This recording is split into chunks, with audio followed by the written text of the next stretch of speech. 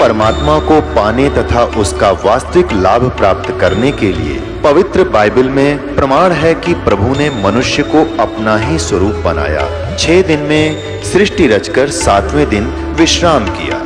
कुरान शरीफ में प्रमाण है कि हजरत मोहम्मद को खुदा स्वयं कह रहे हैं कि मैंने तुम्हें उस परमात्मा की महिमा बताने के लिए भेजा है। वो परमात्मा कबीर है जिसने 6 दिन में सृष्टि रची तथा 7वें दिन तख्त पर जा विराजा। उसकी खबर किसी बाखबर से पूछकर तो देखो। कृपया अवश्य सुनिए जगत गुरु तत्वदर्शी संत रामपाल जी महाराज के अमृत वचन।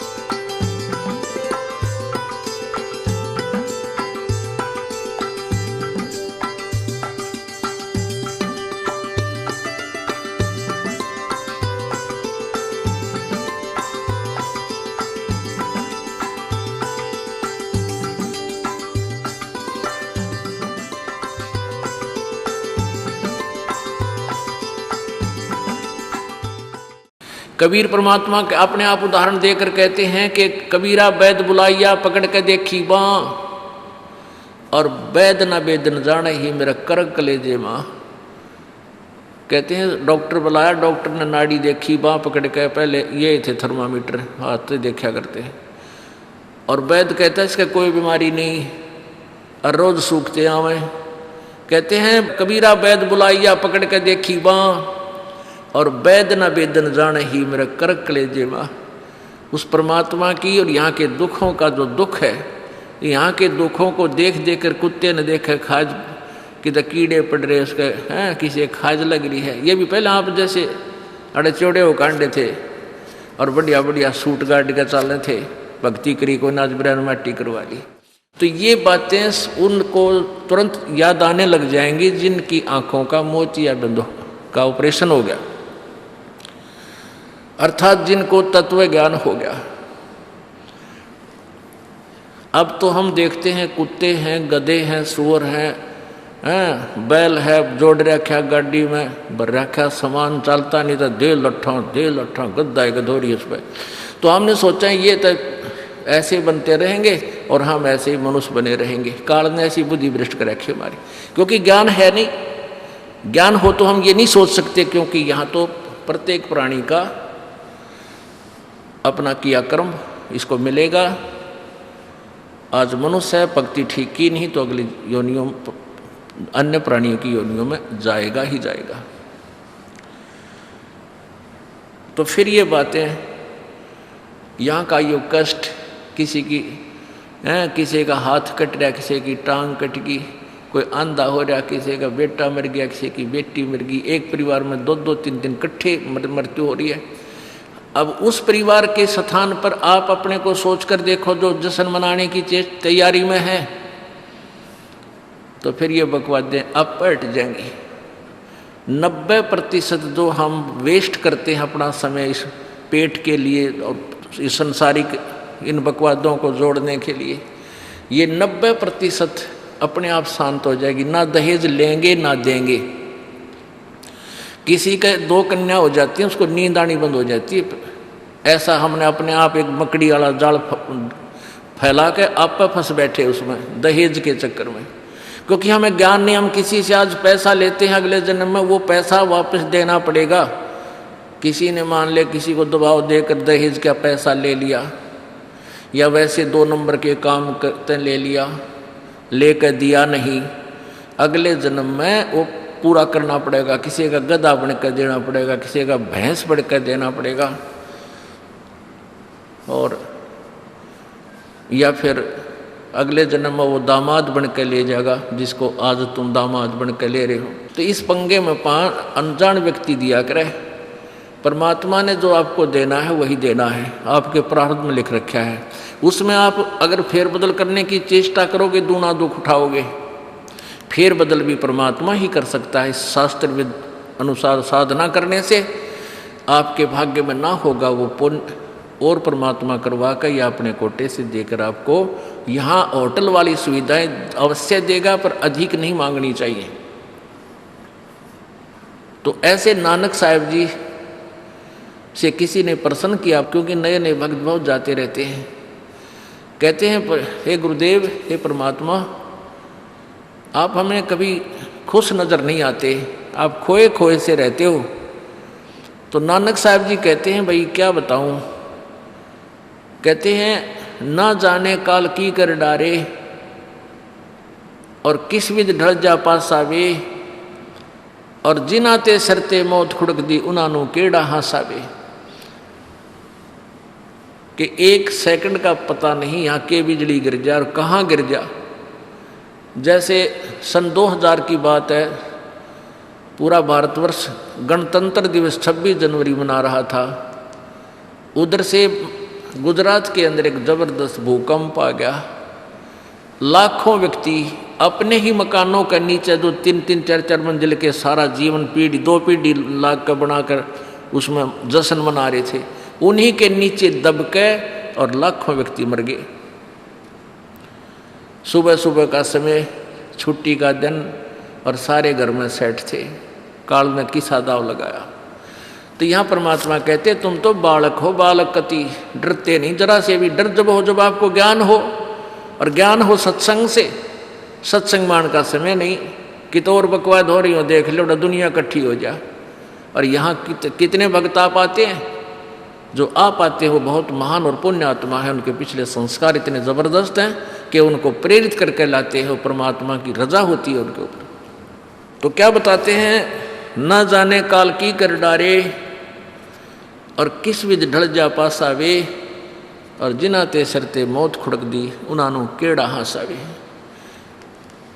अब फिर पूछते हैं, क्या प्रभु आप सदा ऐसे ही रहते हो? प्रश्न किया किसी ने नानक जी से। नानक साहब ने कहा कि भाई, मुझे भी खुशी होती है, लेकिन वो खुशी हम ऐसे प्रकट नहीं करते जैसे अनजान लोग करते हैं, नाचे कूदो या हा हा हा दांदरे काटे। नहीं, अंदर ही होता रहता हमारे जो कुछ होता है। कहते हैं, साध मिले साड़ी शादी होंदी, साध मिले साड़ा शादी होंदी, और विछड़ जा दिलगिरी वे, अखदे नानक सुनो जहाना मुश्किल हाल फकीरी वे। कि तुम भक्तजन जब आते हो मेरे पास सत्संग सुनने के लिए, और जो उपदेश ले चुके हैं, और फिर वो सारे के सारे रह रह कर मेरे पास आ रहे हैं, तो मुझे बहुत खुशी होती है। उस दिन हमारे विवाह होता है, शादी होती है, समागम होता है, चहल पहल होती है। और जब तुम चले जाते हो, विछड़ जा दिलगिरी वे, तुम चले जाते हो जब मुझे दुख होता है। क्यों होता है? कि तुम काल के उसमें पहुँच चले जाते हो, क्योंकि भक्त कम होते हैं और काल प्रेरित व्यक्ति ज़्यादा होते हैं। मुझे ये डर लगा रहता है कि कहीं ये भोली आत्मा उन काल के दूतों का ना फंस जा, और उनकी बातें माँ के भक्ति ना छोड़ दे, इनकी दुर्गति ना हो जा। जब तुम ठीक ठाक वापस आ जाते हो सभी, तो मेरी आत्मा खुश होती है। उस दिन मेरी खुशी का कोई ठिकाना नहीं होता, लेकिन वो होती है अंदर ही अंदर, लोग दिखावा नहीं होता। साध मिले साड़ शादी होंदी, और विछड़ जा दिलगिरी वे, अखदे नानक सुनो जहाना मुश्किल हाल फकीरी वे। भाई कहते हैं भक्ति करना बहुत मुश्किल है। मुश्किल इन काल के दूता ने बना दी, जनता ज्ञानहीन कर दी। जो भक्ति नहीं करते वो तो सीधे काल के जाल में हैं ही। जो भक्ति करने की चेष्टा करते हैं, तो किसी का तो पति लाठी ठाए पाओगा, तो उसके पति ने कोई और इंजेक्शन ला जाएगा। यो क्यों होया भाई, हम भी तो नाम ले रहे हैं, हम वहाँ जाते हैं, हम तो 6 महीने साल में कभी कभी जाते हैं, और आप कहते हैं 10वें दिन भाग लेते हैं। तो भगत ने नाम ना ले रखा तो वो परेशानी पैदा करेगा ही करेगा। किसी की पत्नी ने नाम नहीं ले रखा, भगत ने ले रखा है, तो वह सींग पिनाए पावेगी। किसी के कहने सुनते जानते क्या सुनी घर में होगी। काल न तक करवाना है कि किसी प्रकार ये वहां जाना छोड़ दें, तेरे जाल में फंसे रहें। इसका तो पूरा प्रयत्न रहेगा, लेकिन पुण्यात्मा यु ज्ञान रूपी ढाल आपको इसलिए दी जाती है कि अपना बचाव करो और भक्ति मत छोड़ना, चाहे कुछ भी हो। आप पुण्यात्माओं अपने घर के काम में, ठीक है, पति पत्नी बच्चे सब कोई कार्य करना है तो सब मिलकर सलाह बनाकर कर लें, बहुत अच्छा होता है। उसमें कोई हानि लाभ भी हो जाती है तो विशेष दुख नहीं होता। उसमें अवश्य राय एक दूसरे की लेकर काम कर लेना चाहिए। और जब आता आत्म कल्याण का समय, उसमें किसी की राय की आवश्यकता नहीं। मान लीजिए आपने नाम लेना है और आपका पति नाट्य है, तो नाट्य जाएगा। ये अपने जीवन का सौदा तुमने खुद सोचना होगा, इसमें किसी की राय की आवश्यकता नहीं। आपने नाम लेना, आपकी पत्नी मना करती है तो करन दे, इसमें किसी की सलाह लेने की जरूरत नहीं है, चाहे कोई राजी रहे चाहे नाराज रहे। यदि मीराबाई उस समय ये सोचती कि तेरी माँ क्या कहेगी, तेरे पिता क्या कहेगा, ये समाज क्या कहेगा, तू मंदिरों में जाती है, क्योंकि उस समय ठाकुर समाज अपनी बहन बेटियों को घर से नहीं निकलने देते थे, पर्दों में रखते थे। लेकिन मीराबाई बालक नहीं रही थी, समझदार थी वह। उसको पता था कि आज तो मैं लोक लाज कर मैं आकर भक्ति नहीं करूँगी और फिर कुतिया बनकर बाजार में आंडूंगी, कोई मेरी इज्जत का रक्षक नहीं मिलेगा। तो ये ज्ञान से ही ऐसी दृढ़ता आती है। संघर्ष किया और सफल हुई, क्योंकि मालिक के नाम पर जो संघर्ष करते हैं, सच्चे दिल से, हृदय से, उनकी परमात्मा मदद किया करता है। ये पिछले इतिहास देख लो, क्या बताते हैं। मात पिता सुत स्त्री आलस बंधु कान, संत दर्शकों जब चले ये अटकावे आण। मात पिता सुत पुत्र को कहते हैं। स्त्री जैसे कोई बालक हैं 15, 16, 10 वर्ष के, वो माता पिता के अधीन होते हैं। और बच्चे का समझ में आ गई और माता पिता मना करते हैं तो उनके अधीन है वो। और बच्चे जवान हो गए, बूढ़ा बूढ़ी अगर समझ में आ गई, फिर वो बालक बाधा करेंगे, वो रोकते टोकते हैं। तीसरा दिन चल पड़ते हो, किराया कितने डावा फलाना है, यानी कुछ ना कुछ बाधा कर सकते हैं। किसी का पति बाधा कर सकता है, किसी की पत्नी बाधा कर सकती है। जब भक्ति की तरफ अग्रसर होता है या सत्संग में आने की तैयारी करता है। या फिर आलस बंधु कान, आलस माने आप ढीले गोडे छोड़ दे, फिर देखांगे इबका नहीं जाता, सर्दी घनी है, गर्मी घनी है। और या बंधु कान, लोक लाज, इनके कारण ये है भक्ति में बाधक। अब क्या बताते हैं परमात्मा। मात पिता सुत स्त्री आलस बंधु कान, संत दर्शकों जब चले ये अटकावे आण। इनका अटकाया अटके नहीं, और संत दर्शकों जाए कह कबीर सो संत है आवागमन नसावे। इनका अटकाया अटके नहीं, और संत दर्शकों जाए यानी सत्संग में अवश्य जावे, कह कबीर सो संत है आवागमन नसाए, उसका कल्याण होगा। आज मीराबाई जी का कितनी श्रद्धा और आदर के साथ नाम लिया जाता है। और यदि वो उसी तरह की क्रियाएं करती जो उस समय की बहन बेटियां लोक लाज में फंस कर अपना जीवन बर्बाद करगी, आज वो कुतिया बनी आंडे। परमात्मा कहते हैं नकबे सर नकबे बनी वह पैर थी हार हमेल, और सुंदरी से वह कुतिया बनी सुन साहिब के खेल। बीबी पड़दा रहे थी डोडी लगे थी बार, अब गातु गाड़े फिरती हैं बन कुतिया बाजार।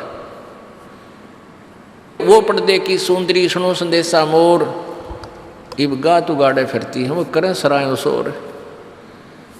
अब जो डोडी पर्दे जिनका लग गया करते, पर्दे में रहा करती थी, जो अपने आप को ऊंच घरों की बेटियां बहू कहा करती थी, उनका सत्संग की छीट लगी नहीं, घर से बाहर निकली नहीं, पूर्व जन्म की पुण्यात्मा थी, उनको कोई रानी बन गई, कोई महारानी बन गई। कोई अच्छे घर में इस मायाधारी मस्करियाँ का जन्म हो गया, और वो भगवान से दूर रहने के कारण फिर अगले जन्म में कुतिया की योनि पाती है। तब तो पर्दों में रहती थी, उंगली भी ना दिखने देती, किसी बाहर कहीं हमारी बेइज्जती ना हो जा, मेरी पत्नी जो है सत्संग में चलेगी तो इज्जत का नाश हो जाएगा, और वह इज्जत फिर उगाड़ी अंडा है कुतिया बनकर। कहते नकबे सर नकबा बनी पैर थी हार हमेल, 1-1 लाख के गहने पहरा करती, आज वो सुंदरी से कुतिया बनी, देख साहिब के खेल। तो पुण्यात्मा, ये इन बातों से डर लगना चाहिए। इन बातों से डर लगने लगेगा, मालिक में रुचि बनेगी और भजन करने को दिल करेगा। और ये लोग दिखावा जो ड्रामा है, नाचा कूदी, ये बकवाद मन में आवे को नहीं, ये कहने की आवश्यकता नहीं पड़ा। दास ने कैसा मत करियो, हाँ कहना तो पड़ता है एक बार बालक को, कुछ दिनों के बाद फिर आपकी रुचि ना बढ़े। इतना तो इस दास को विश्वास हो गया है कि परमात्मा के बच्चे भगवान को पहचानने लग गए, क्योंकि अब शिक्षित समाज है। आपको नाम दिया जाता है, नाम देने से पहले सब नियमों से परिचित कराया जाता है। और हमने ये पुस्तक बनाई है भक्ति सौदागर को संदेश, इसके प्रथम अध्याय में ही हमने नियमों का पूरा विस्तार से विवरण दिया है कि कोई भी पुण्यात्मा इस आश्रम की तरफ आएगा तो पहले तैयार होकर आवे। पहले क्या होता था कि भक्तजन समझाते थे नाम ले लो तुम्हारा कल्याण हो जाएगा, बड़े सुख होते हैं, यहाँ आ जाते थे उपदेश लेने, और यहाँ आकर के हम फिर उनको लिस्ट दिखाते थे ये नियम निभाने हैं, तो बात जाते थे कि नहीं हमारा भी ये नियम नहीं नंबर, क्योंकि वो उल्टे रंग में रंगे हुए वो सारे। तो अब उनको पहले ये लिख कर दे दिए कि तुम तैयार होकर आ जाना, तुम्हारा मन मानने तो आना, क्योंकि कल्याण होगा इस मर्यादा में रहने से। तो अब ये दास देख रहा है कि अब कितना डर लगता है बहन बेटी भाइयों को, बच्चों को। अब वो कहीं, क्योंकि समाज हमारा जो है सारा का सारा समाज काल प्रेरित है, उन्हीं क्रियाओं को कर रहा है जो ना करने वाली होती हैं। और हमारा भक्त एक घर में एक व्यक्ति ने नाम ले लिया और 5-6 व्यक्ति वो सारे शास्त्र विरुद्ध साधक हैं, तो उनके साथ संघर्ष बनता है बेचारे का जा करके। फिर भी वो इतना दृढ़ है, डरता है, आकर पूछता है जी मेरे पे ऐसी गलती होगी, मेरा नाम तो खंड नहीं हो गया, आगे से नहीं करूँगा। तो कहने का भाव ये है कि पहचानने लग गए तुम परमात्मा को और संघर्ष करना सीख गए, आप सफल होगे, देख लेना एक दिन। ये नाखून पालिश लगाते हैं, ओठों पर इसी बूंदी शक्ल बना लेते हैं, लाल वो लगा कर लिपस्टिक, इतना बेहुदी शक्ल बन जाती है। कहते हैं अब ऐसी मर्यादा बन गई, बहन बेटियां कहते हैं कि हम ऑफिस में जाते हैं तो ये लिपस्टिक वगैरह नहीं लगाते, नेल पेंट नहीं लगाते, तो क्या कहते हैं उस दूसरे कि तुम्हारे घर में कोई मर गया क्या? अरे थारा गजब भैया, ये बकवाद करने तो सारे जी जाओगे तुम, अकल खत्म होगी। यानी एक मर्यादा बन गई, जो ऐसे उल्टे काम ना करे उसने हे समझन लागे। निरंजन धन तेरा दरबार जहाँ तनिक नहीं न्याय विचार, सारे उल्टे काम में राजी रहे। लेकिन हमारी बेटियां अब संघर्ष करती हैं कि हाँ उनको ज्ञान हो गया, वो तो बालक हैं, कुछ भी कह सकती हैं। तो अब हम सबको बताते हैं ये ऐसा नहीं करना, क्योंकि पहले हमारा ज्ञान गाँव में ज़्यादा चला था। इस दास ने गाँव में जाकर प्रचार किया, तो वहाँ तो ये था को ना लिपस्टिक का फंड था, ना कोई नाखून पालिश लाया करती, मेहंदी मुंदी ला लेती, तो यार वो भी मना कर दिया हमने, समझा दिया कि इसका कोई फ़ायदा नहीं है, अपना भक्ति करो। तो वो तो सब एक साधारण सी बात ही छोड़ छाड़ दी। अब शहरों में फैल गया परमात्मा का जो ज्ञान है। अब शहरों से जो बेटियां आती हैं वो सारे तो नाखुना निशी बुरे हाल तो सनाए पाओगी। और इधर बिहार में तो और बेगन हो रहा कति बुढ़ी बालक सारे लाल ये नाखुना न कति न कुसूती तरह पेंट करके लाऊंगी न चमकान दे। अब इनको समझाना पड़ता है कि ये नहीं करोगे तो मान जाते हैं कि नहीं आगे नहीं करेंगे हम, क्यों इनकी आवश्यकता भी क्या है। भगवान ने जो कितने सुंदर नाखून पहले बना के दे रखे, इन पर क्या फायदा और बकवाद करने की। तो मालिक ने जो अंग दे रखे हैं वो बहुत अच्छे बना के दे रखे हैं, इसमें हमको फेरबदल करें ही हमारी वो लोग दिखावा मेकअप है, इसकी हमें आवश्यकता नहीं। अब तो हम आपको बता रहे हैं, समझा रहे हैं पहली बार, फिर आप पर सियाने हो जाओगे, आपकी अब पर रुचि ना करे। जैसे नानक साहब कहते हैं, ना जाने काल की कर डारे किस विध डल जा पासा वे। जिना के सरते मौत खड़क दी उन्होंने केड़ा हसावे। अब प्रसंग था कि साध मिले साड़ी शादी होंगी और भी छड़ दिया दिलगिरी वे अख दे नानक सुनो जहाना ये मुश्किल हाल फकीरी वे। तो नानक साहब क्या बताते थे कि तुम जाते हो यहाँ से सत्संग सुनकर और वहाँ आप ऐसे समाज में जाते हो जो सब काल प्रेरित होकर के वो साधनाएं वो क्रियाएं वो ड्रामाबाजी करता है, जिससे मुझे डर लगा रहता है कि कहीं आपकी क्रियाएं भंग ना हो जाएं और आप काल के मुंह में चले जाओ।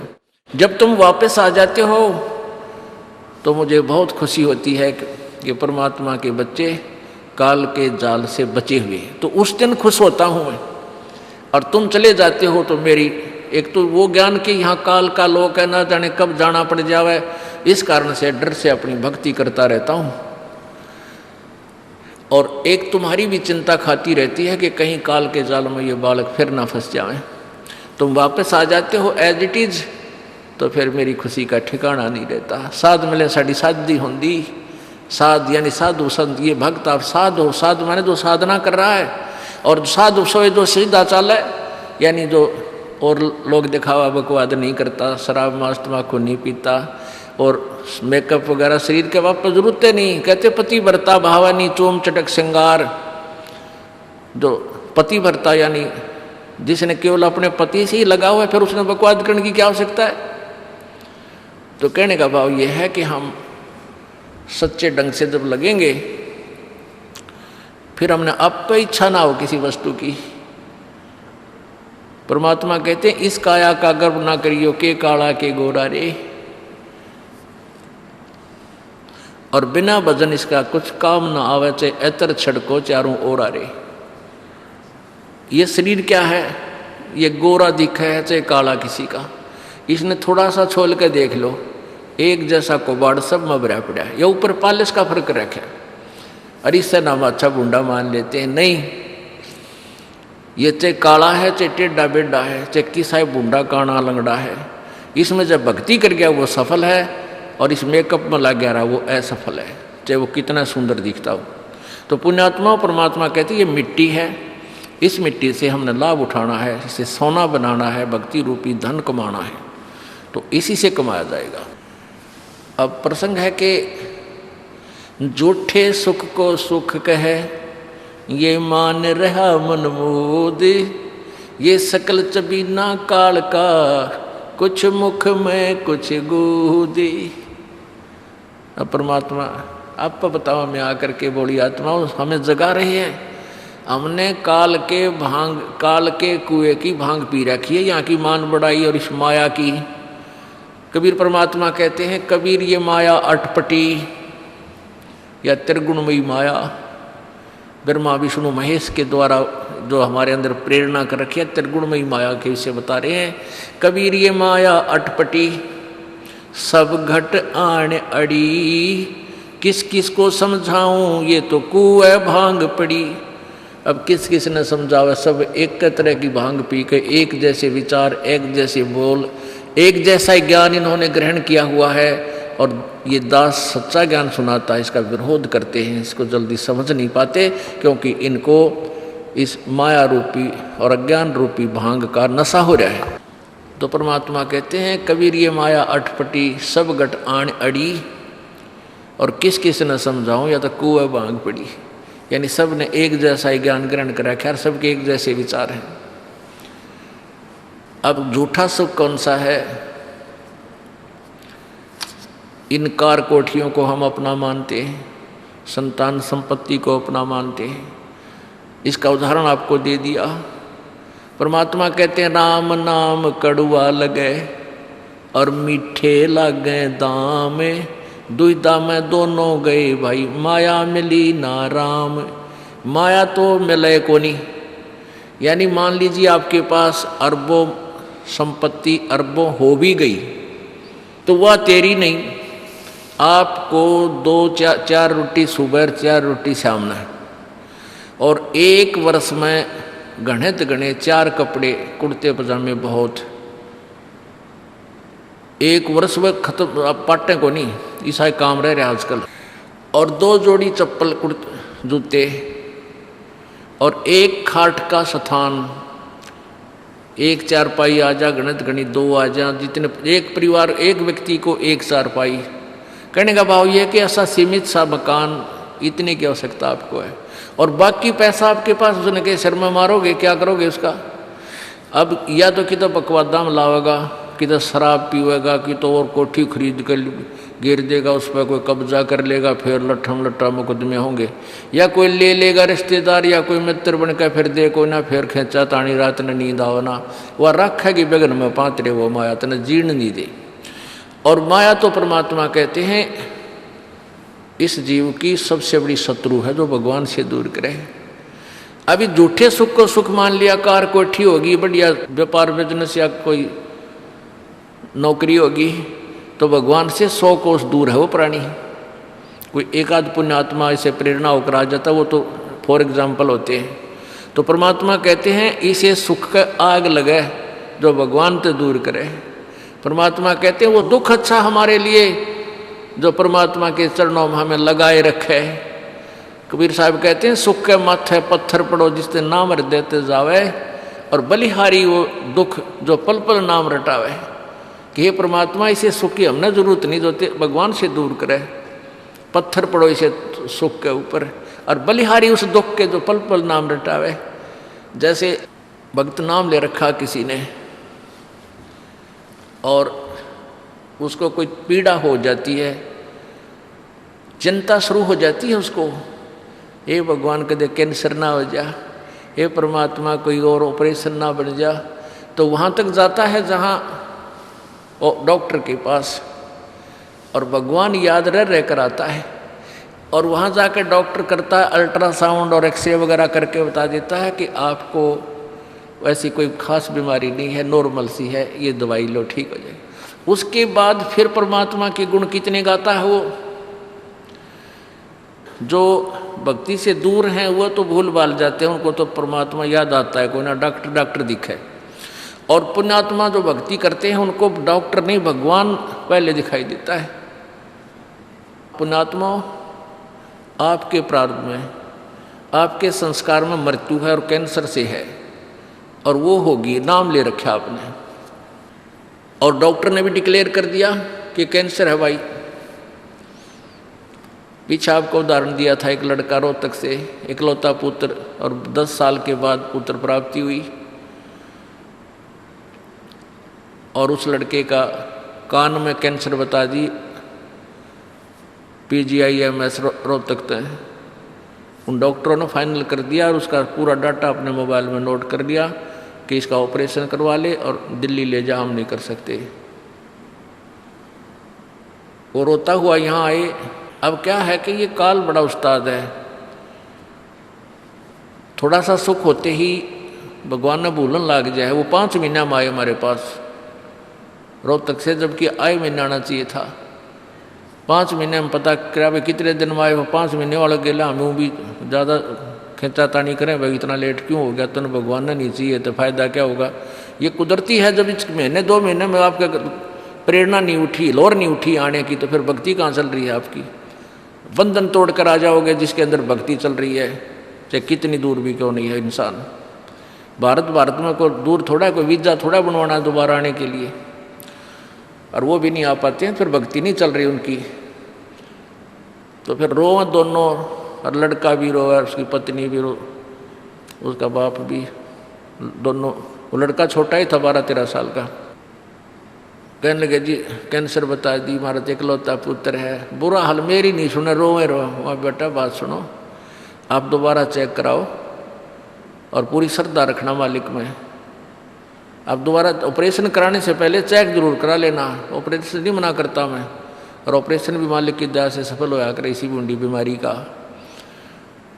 तो उनका यह बात जचगी, जानते डॉक्टर से कहा जी इसको ऐसे, वो रिपोर्ट दिखाई, और फिर कहा जी, वो डॉक्टर ने कहा अभी मैं दोबारा चेक कर लूँगा। मालिक प्रेरणा करता है कि एक बार चेक करना पड़ेगा, मैं ऑपरेशन करने से पहले चेकिंग फिर करूँगा। दोबारा चेक किया, उसने बताया इसका कोई कैंसर नहीं है, और कान की हड्डी बढ़े है, और 6 महीना में एक बार दिखा जाइए, आप पर ठीक हो जाइए। अब पुण्यात्माओं, अब उस परिवार के को भगवान कितना प्यारा लगेगा, कितनी श्रद्धा बढ़ेगी। और आए महीने 2-2 चक्कर काटेंगे तो इंसान तो होंगे, शैतान होंगे तो फिर आपत्ति आओगी उन पर। भगवान से दूर होते ही फिर ये विरानमाटी होगी। तो कहने का भाव ये है कि सुख के माथे पत्थर पड़ो जो नाम हृदय जा, और बलिहारी उस दुख के जो पल पल नाम रटावे। संत शरण में आने से फिर आई टले बला, और जय मस्तक में सूली होवा काटे में टल जा। ये मालिक की वाणी है, गलत नहीं हो सकती। इसका हम कितना लाभ उठा सकते हैं वो हमारी अपने अंतःकरण की जो है व्यवस्था के ऊपर डिपेंड करता है। हमारी कितनी भावना है, कितनी हमारी लगन है मालिक में। अब कुछ भक्त ऐसे भी आते हैं जी, हमें लाभ ना होया, पाठ भी करा लिया, जोत भी चढ़ा दी और 3 बार आ लिया, मैं ईसा डिठोरा दिखाऊंगे, मेरा ऊपर जानो बहुत बड़ा, मुझे ही ज़्यादा आवश्यकता है, इसने कती नहीं। वो बेचारे बालक हैं पहली दूसरी कक्षा के, वो कुछ भी बोल सकते हैं, उनको ज्ञान ही नहीं। और ऐसे लाखों लोग हैं जिनको निरे सुख हो लिए, तो परमात्मा तो वही है।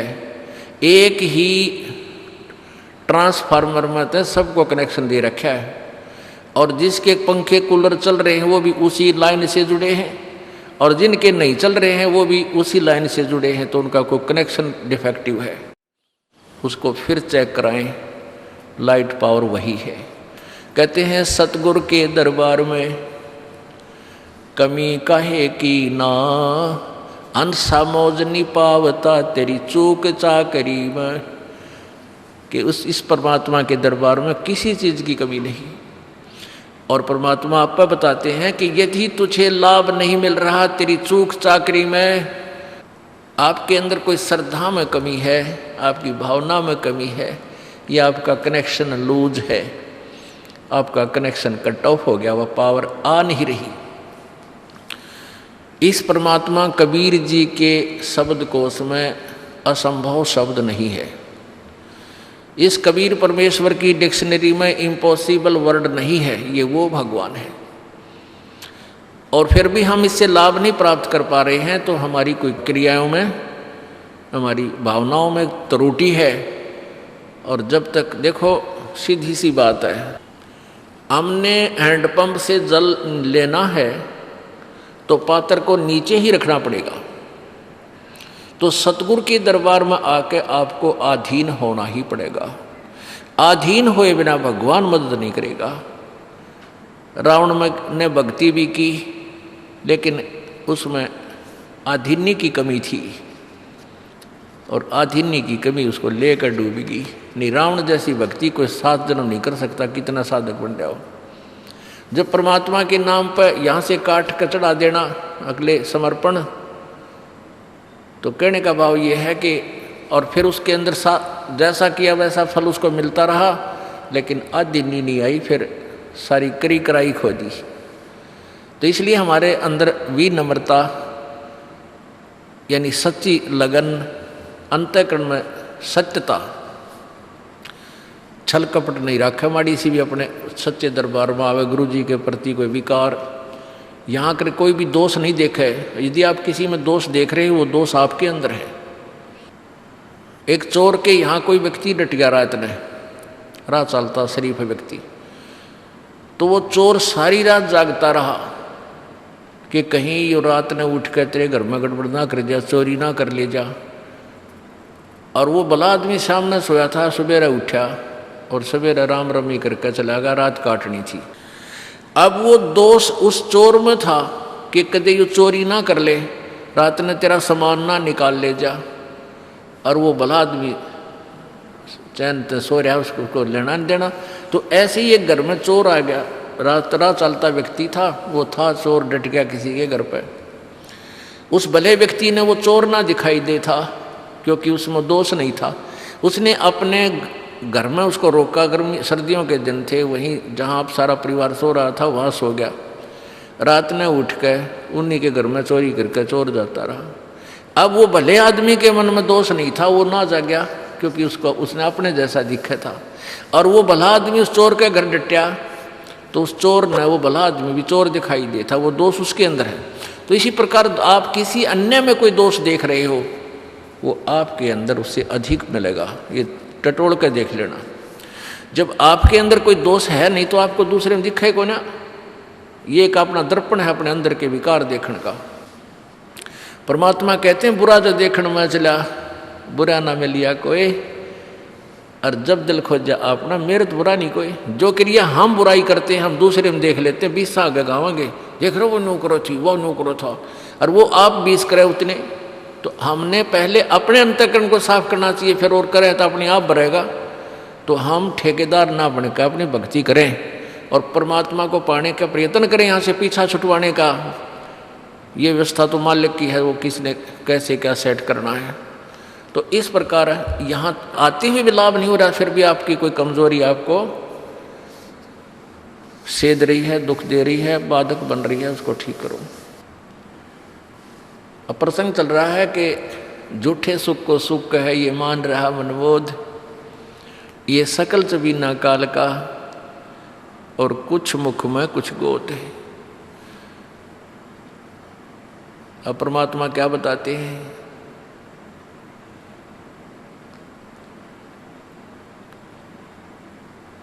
कबीर कहाँ गर्बियो, कबीर कहाँ गर्बियो ये देही देख सुरंगे, बिछड़ मिल नहीं जो का चढ़ी भुजंगे। परमात्मा कह रहे हैं क्या इस सुंदर शरीर ने रोज 3 बार शीशा देख कर इसने राजी हो रहा है। कहते हैं एक बार जब भक्ति नहीं करी छूट गया तो ऐसे जागा जैसे सरप कैंचुली छोड़ जाया करे, और उस कैंचुली के में फिर दोबारा प्रवेश नहीं कर सकता वो। ऐसे ही वो शरीर एक बार आपका छूट गया तो या पड़ी रह जाएगी आपके ऊपर का कवर, ये कुछ ना फिर इसने फूकेंगे माटी घेर कर उसमें शमशान घाट में दे लट्ठा और दे सिंगड़ गोंगे उसका मार फोड़ फूक फाक कर जब उड़द डगेंगे, और तय इसमें फूला नहीं समानता। इससे लाभ उठाना है, चाहे किसाए भी शरीर है आपका, वृद्ध है चाहे बालक है, जवान है चाहे किसाए भी है, अभी आपको बताया था जैसा भी है कारा काला गोरा, अपनी भक्ति करो पीछा छुटवाओ या माटी एक सी है सबकी। परमात्मा कहते हैं भाई कहाँ जन्मे का पाले पोसे और खूब लड़ाए लाडे, ना बेरा इस देह के कहाँ खंडेंगे हाडे, ना जर बेरा कित मारेगा काल।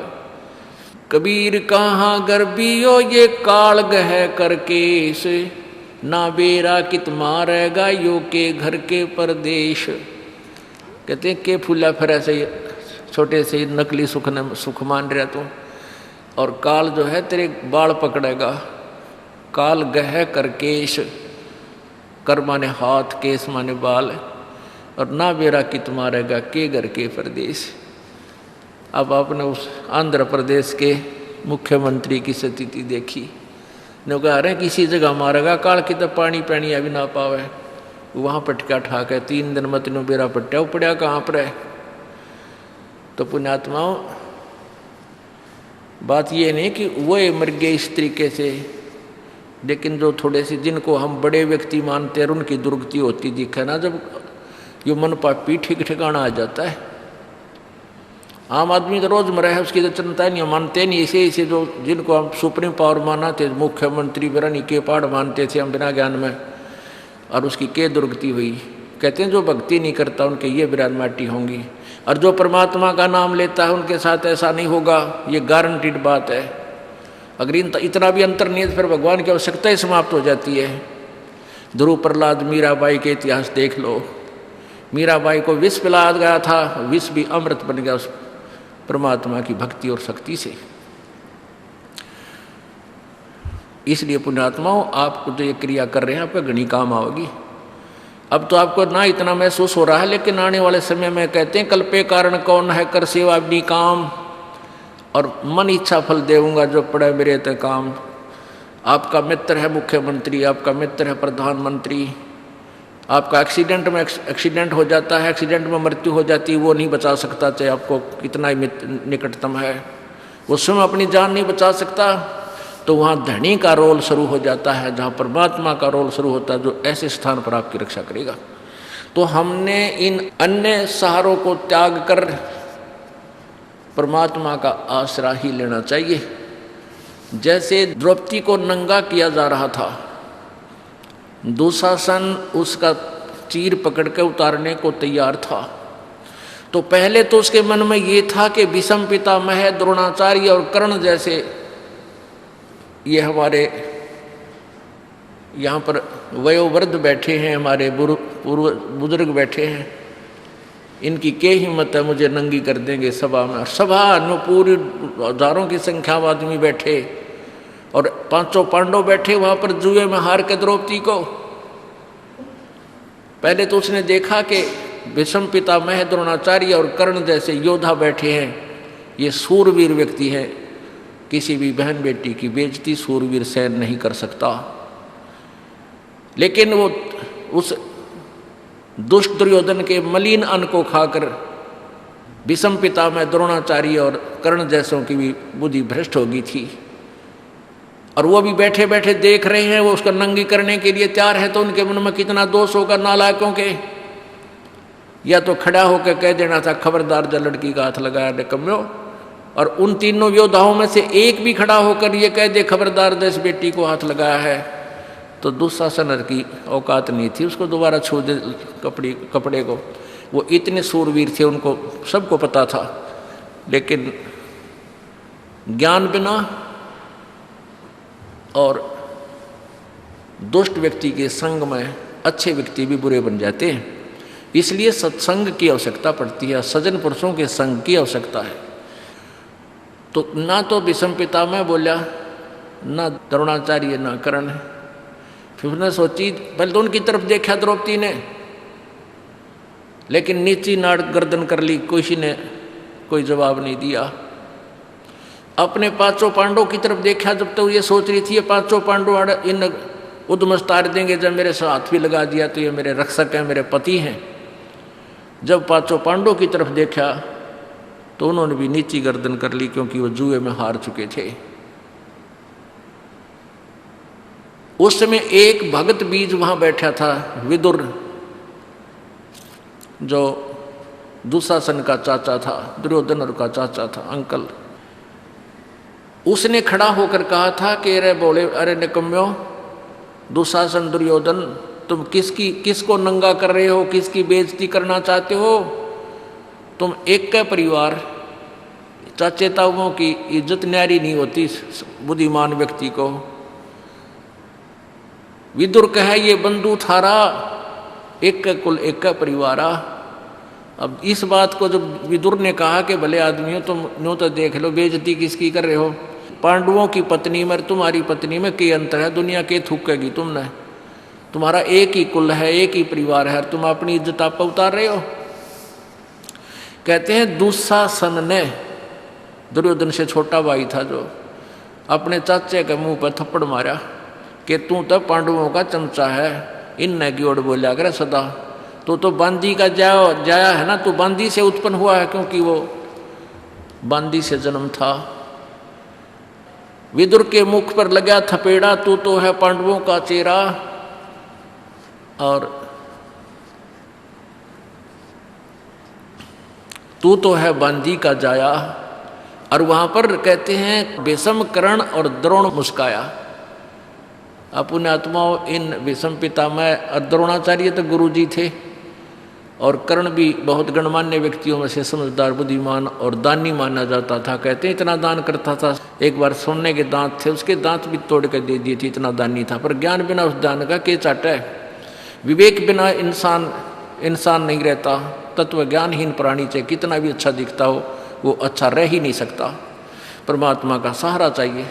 तो वहाँ क्या है कि जब उसने न्यू कहा ना, तू तो है बांदी का जाया, दुशासन ने, तो वहाँ कहते ये तीनों सूरवीर बैठे थे योद्धा, दांतरे काटने लगे, दांतरे काटने, और हंसे मुस्कुराए। फिर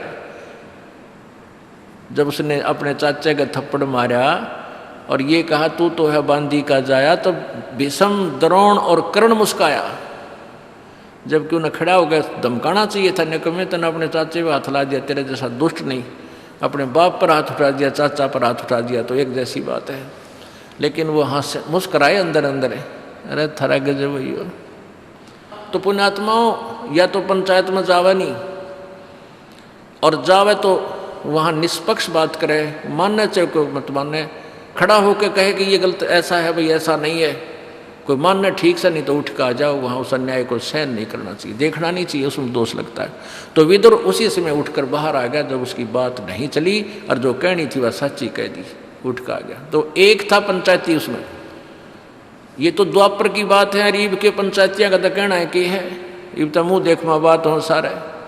तो पुण्यात्मा पुराने समय की बहुत सी कहानियाँ ऐसी हमने सुनने को मिली, जो पंचायती हुआ करते। गांव जैसा न्याय कहीं नहीं हो सकता अगर गांव का आदमी को सब बात का पूरा पता होता है कि किसकी क्या गलती है। एक लड़के ने किसी गरीब व्यक्ति की बहन बेटी को 19-21 कह दिया, एक मतलब नंबरदार के लड़के ने, बहुत पुरानी बात है। तो वो पंचायत कर ली, उसको पता नहीं था कि मेरे लड़के ने ऐसी गलती कर रखी है, और उसी को न्यायाधीश चुन दिया कि फैसला आपके हाथ में है। फिर सारी कहानी बताई गई, लड़का भी बुला लिया, लड़की वाले भी बुला लिए। जब उसको पता चला कि मेरे इकलौते पुत्र था, उसने आज ऐसी गलती की है, तो उसके पास गन थी। उसी समय अपने पुत्र की तरफ निशाना साध दिया कि तो मेरा बेटा नहीं, मेरा दुश्मन है। तो जिसकी लड़की थी उसने उसको ऊपर को कर दिया, लड़के का नहीं लगने दिया, कि जब आपने इतना दुख मान लिया तो हमारा न्याय हो गया। और ईब के है इब सांझ ने पंचायती शाम ने कुछ बात करें, सवेरा गुटी ला के बदले पावें, ये पंचायत होगी। तो पुण्यात्माओं, उस लड़की वाले ने उस लड़के की जान बख्शती नहीं, वो खुद उसकी गोली से मारना चाहता था। शाहजहां मुसलमान था, वीर हकीकत राय और एक मुसलमान के बालक इकट्ठे पढ़ा करते, उनका आपस में कहा सुनी होगी। एक हकीकत राय ने उनकी फातिमा जी को गाली दे दी, और उसने दुर्गा को गाली दे दी मुसलमान के लड़के ने। तो उसके शाहजहां के साले ने गलत बात बता कर राजा को सच्चाई से अपरिचित रख के और हकीकत जी को यानी मरवा दिया, उसको चिढ़वा दिया, खत्म करवा दिया। जब शाहजहां को पता चला, अपने साले को तीर मार दिया था कि तू दुश्मन है, बालका की छोटी मोटी लड़ाई इतने कोड कहानी बना दी नालायक। तो पुण्यात्माओं, अब कितना सतर गिर गया, हद हो रही है भगवान। तो ऐसे द्रौपदी ने जब ये देखा कि भी पहले तो उसने सहारा तकिया अपने 5 पतियों का, वो भी योद्धा थे भीम जैसे बलि, और फिर उसने आसरा तकिया सहारा लिया सामने बैठे उन बुजुर्गों का, भीष्म पितामह, द्रोणाचार्य और कर्ण का, और फिर भी कोई सहयोग कहीं से नहीं मिला। परमात्मा कहते हैं भीष्म पितामह, द्रोणाचार्य और कर्ण तो उस दुर्योधन, क्योंकि दुर्योधन को राज प्राप्त हो गया था, दुर्योधन के पास रहते थे, उसने अच्छे बाग में रखे हुए थे, वहाँ खूब मेवा फल फ्रूट खिलाया करता था, सेवा करता थे उसके नौकर। उस मलिन अन्न को खाकर वो उससे दबाव में आगे बंध गए उसके साथ, इसलिए नहीं सच्चाई कह सके। और 5 पांडव जुए में हार चुके थे, वो वचन बद्ध हो चुके थे, वचनों में बंध गए थे।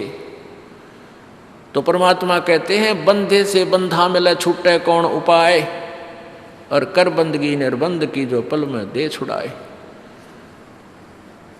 अब जैसे 4 आदमी न्यारे न्यारे अलग अलग खंभा तो बांध रखे हैं, और एक बंधा हुआ दूसरे बंधे हुए से कहता तू मुझे खोल दे, मैं आपके आगे हाथ जोड़ता हूं, तो क्या वो बंधा हुआ व्यक्ति उसको खोल देगा?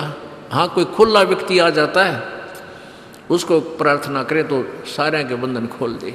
तो परमात्मा निर्बंध है, बाकी सब बंधे हुए हैं, चाहे मंत्री है, चाहे मुख्यमंत्री है, चाहे प्रधानमंत्री है, चाहे पूरी पृथ्वी का कोई शासक है। केवल परमात्मा का सहारा लेने से ही हम परमात्मा से लाभ प्राप्त कर सकते हैं। हम दूसरे का सहारा लेते हैं तो परमात्मा पीछे हट जाता है। इसलिए हमने अपने ईश्वर को आगे रखना चाहिए प्रत्येक काम में। देखो, आप डॉक्टर के पास जाते हो, डॉक्टर दवाई दे देता है, आपको आराम हो गया, तो हमारे मन में ये आता है डॉक्टर की दवाई से नहीं, भगत के मन में ये आओगा कि मेरे परमात्मा ने दया करी, नहीं तो वो डॉक्टर दवाई दे उसका रिएक्शन कर जाती है दूसरे आदमी का। दवाई देता है वह दूने एक्शन शुरू कर देती है, वो लगती है कोई ना। और परमात्मा की शरण माने के बाद आपको वो बुद्धि परमात्मा डॉक्टर भी उसी कंट्रोल में है, ऐसी दवाई दिवाओगा एक गोली तो ठीक हो जा, और ना तो वह बात बढ़ के करा कि अपने कह खड़ी हो जा, ऑपरेशन तो भी पांडा ना छूटे।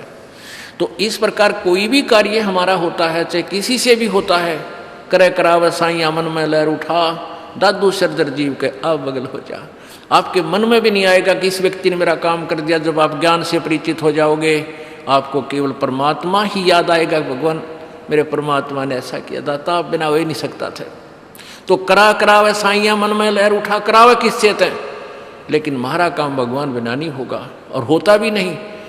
तो हम फिर पतिव्रता पद पर आ जाएंगे कि हमने भगवान के अतिरिक्त किसी में आस्था रहे को ना, और है भी ये सच्चाई।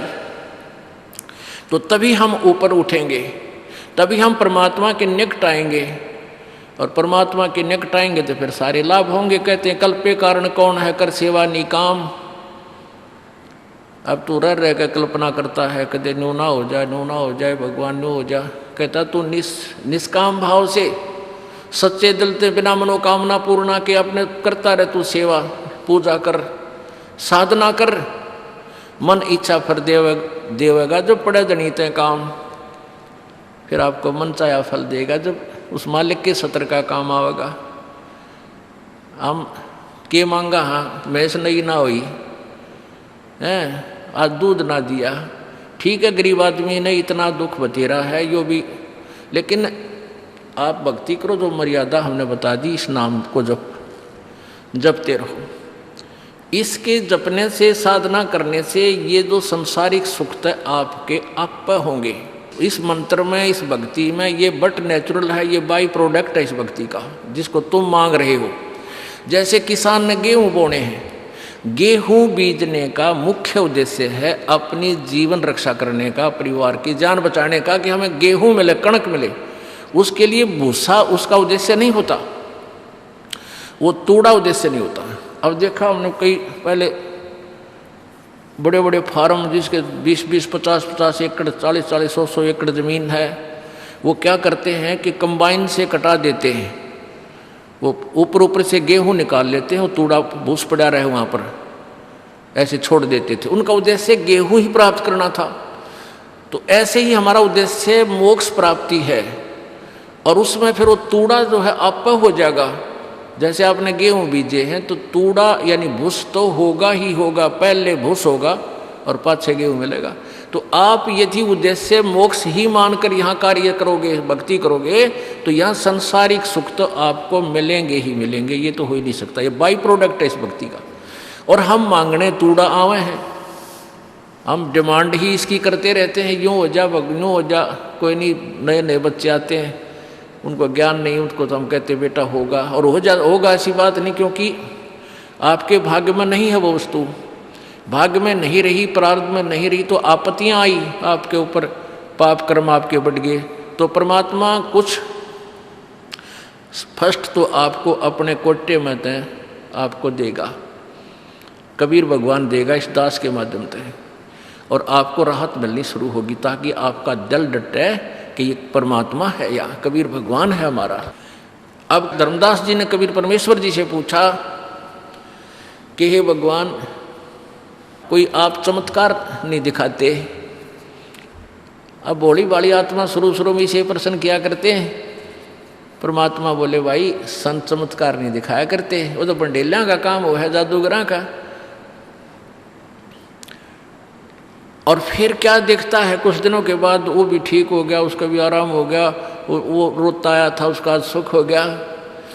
तो धर्मदास कहता है फिर आप, ये महाराज जी आपने तो कमाल कर दिया, कति चमत्कार करके दिखा दिया, आज वो फलाना ठीक हो गया।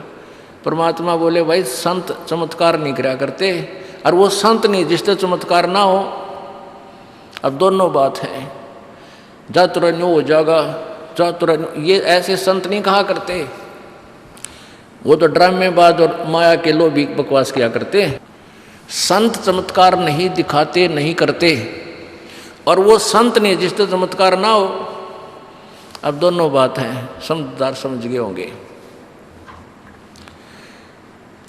अब प्रसंग चल रहा था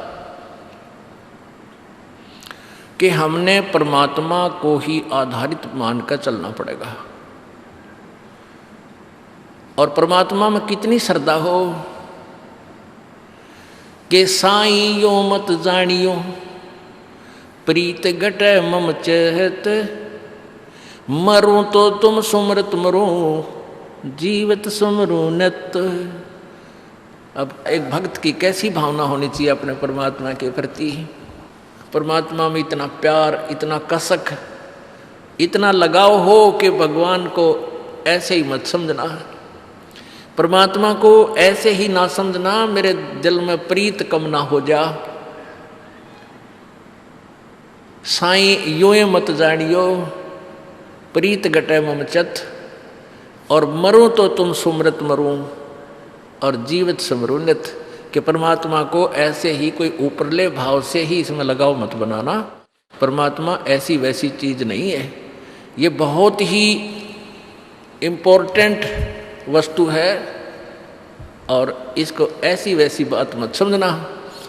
यानी जिसका नाम भगवान और सारी सुख दे, और फिर हम उसको ऐसे वैसे ऊपरले भाव से उसमें लगाव रखते हैं।